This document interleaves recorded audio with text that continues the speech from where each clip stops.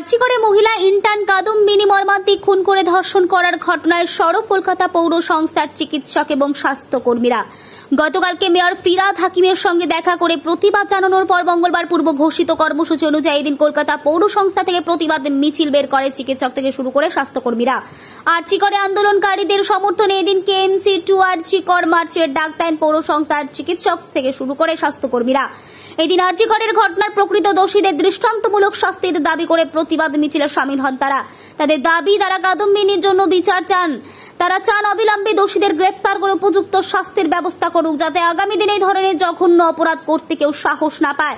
কলকাতা পৌর সংস্থা থেকে বেরিয়ে এসএন ব্যানার্জি রোড হয়ে কলেজ স্ট্রিট হয়ে শ্যামবাজার হয়ে আর্চিকরের ঘটনায় তীব্র ধিক্কার জানিয়ে প্রতিবাদ মিছিল হন কলকাতা পৌর সংস্থার চিকিৎসক ও স্বাস্থ্যকর্মীদের।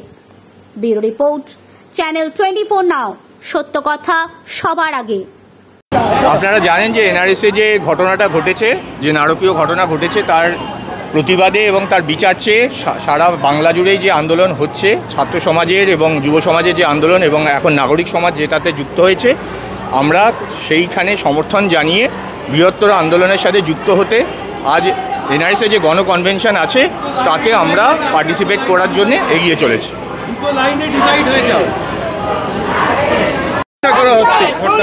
দেখুন, কি হচ্ছে বলতে পারবো না, কি চাই বলতে পারবো।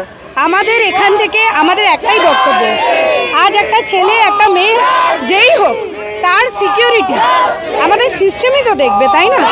আমাদের আস্থা আছে একটা জাস্টিস হবেই, সবাই সেই দিকেই আমরা এগোচ্ছি।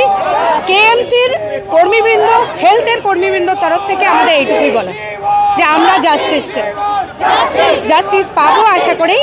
আজকে আমরা সাপোর্টে আমাদের তরফ থেকে একটা টিম রাখতে চাই, ব্যাস। কর্মসূচি আমরা আজকে, আপনারা সবাই জানেন যে এনআরএসে একটা বৃহত্তর জমায়েতের কথা আছে। আমরা আমাদের তরফ থেকে আমাদের টিম নিয়ে সেইখান অবধি যেতে চাইছি। ডক্টর সুহেনা সেনগুপ্তা।